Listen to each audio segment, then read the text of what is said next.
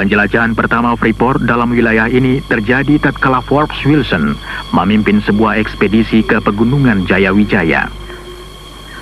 Tujuannya mencari sebuah gunung tembaga, Erzberg, yang ditemui seorang ahli geologi Belanda, Jan Zakdozi, pada tahun 1936. Sebelum lanjut nonton video ini, pastikan Anda sudah menyeduh segelas kopi, ditambah sebatang rokok, dan tekan tombol subscribe, aktifkan loncengnya, like, dan share ke teman-teman kalian.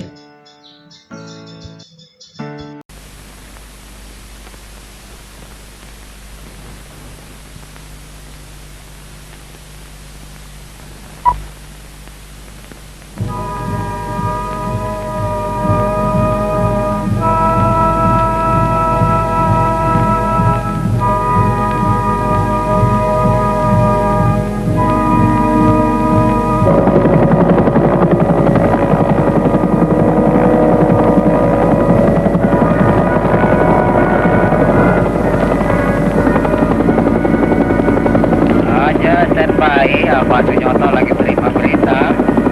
Ini dari mana? Dari helikopter Victor Bravo Papa. Dari Bali. Irian Jaya yang terletak sebelah utara Australia dipisahkan oleh Laut Arafura adalah provinsi Indonesia yang paling sedikit penduduknya. Alamnya keras dan kejam, terdiri dari payau pantai yang meninggi menjadi puncak gunung 4.800 meter tingginya. Pada tahun 1967, Freeport Indonesia datang kemari menambang biji tembaga di tengah-tengah Pegunungan Jayawijaya. Pegunungan ini yang terletak hanya 4 derajat selatan Khatulistiwa sejak berabad-abad lamanya ditimbuni salju. Lama-kelamaan salju membeku, membentuk lapangan es gletser. Es ini sama tuanya seperti adat istiadat suku Amungme dan Damal.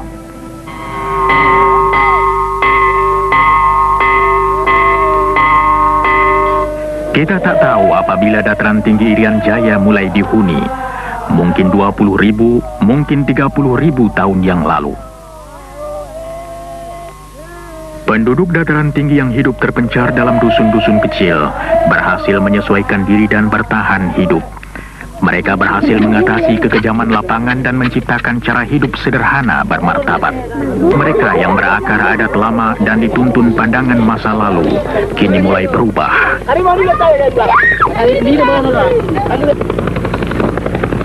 Beberapa penduduk desa mulai sadar akan adanya dunia yang lebih luas.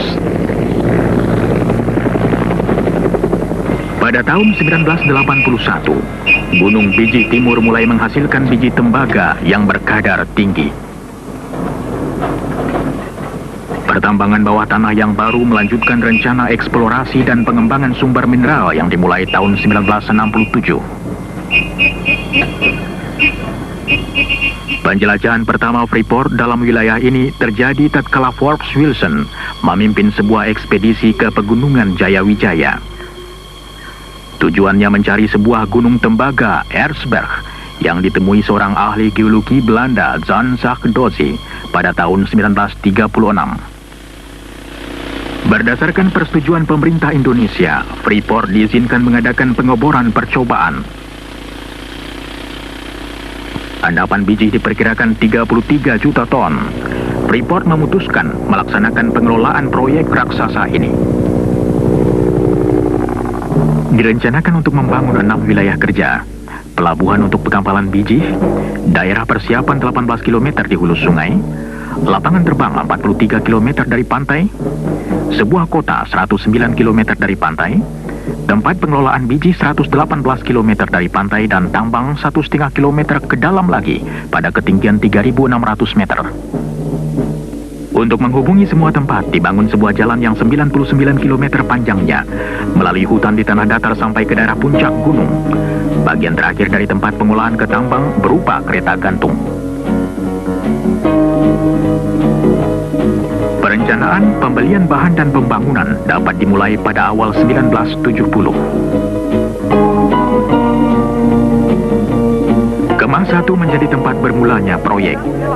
Sebelum dapat dibangun basis yang tetap di pedalaman, peralatan dan bahan untuk pegunungan diberangkatkan dari Kemah 1.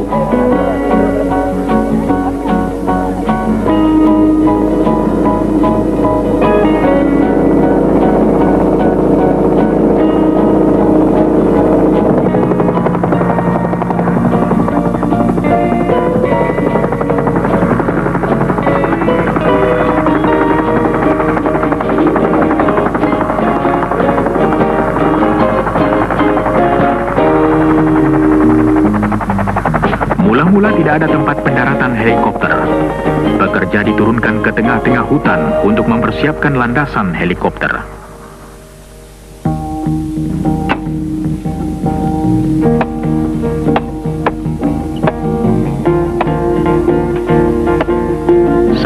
Perkemahan dibangun sepanjang daerah pembangunan, disusul kemah barang menurut kemampuan logistik. Logistics. If we needed a pound of nails, the closest hardware store was 600 Logistik, miles. bila kami memerlukan paku setengah kilogram, maka toko yang paling dekat di Darwin, 1000 km seberang laut Arafura. 22 years of construction, I've been all over the world, and I've yet to see a place equal to this. Selama 22 tahun saya bekerja di bidang pembangunan, baru kali ini saya lihat daerah macam ini. Tiap hari hanya 4 jam cuaca baik. Selebihnya hujan es atau kabut. Usaha kami yang terpenting ialah agar semua tempat mudah dicapai.